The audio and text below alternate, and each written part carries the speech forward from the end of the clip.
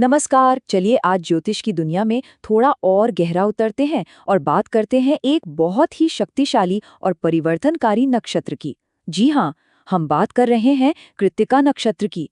एक ऐसी ऊर्जा जो सिर्फ आराम नहीं देती बल्कि अंदर से पूरी तरह बदल कर रख देती है। बस ये एक लाइन कृत्तिका की पूरी कहानी बयां कर देती है। ये कोई नरम, आरामदायक एनर्जी नहीं है। नहीं, ये तो शुद्धिकरण की आग है जो हर झूठ को, हर मिलावट को जलाकर राख कर देती है और सिर्फ सच को चमकने का मौका देती है। तो चलिए सबसे पहले इसकी जो बेसिक नेचर है उसे समझते हैं। कृत्तिका, जिसे अग्नि का नक्षत्र भी कहा जाता है, हमारे ज़ोडियाक का तीसरा नक्षत्र है और इसकी ऊर्जा बहुत ही तेज और बिल्कुल साफ होती है।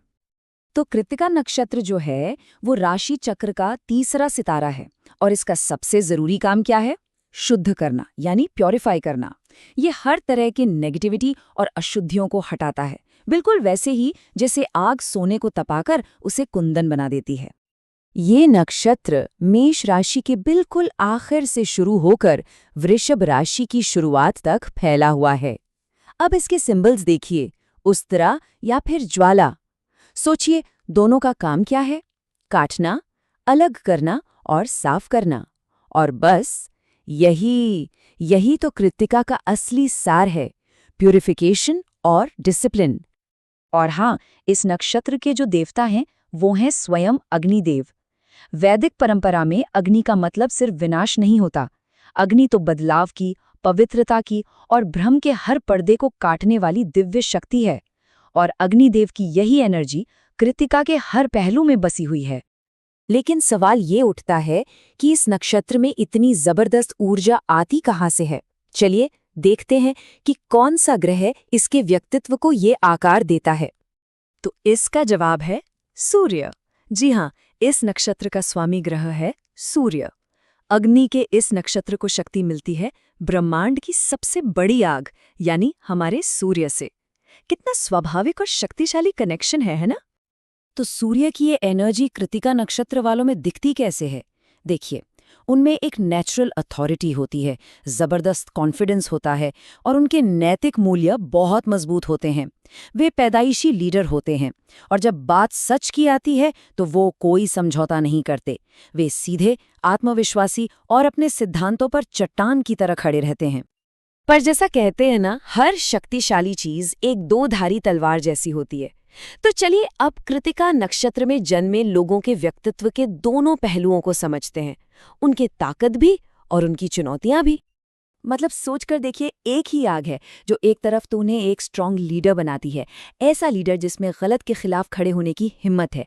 लेकिन यही आग, यही सच बोलने का जुनून उन्हें कभी-कभी थोड़ा कठोर, थोड़ा सख्त भी बना सकता है।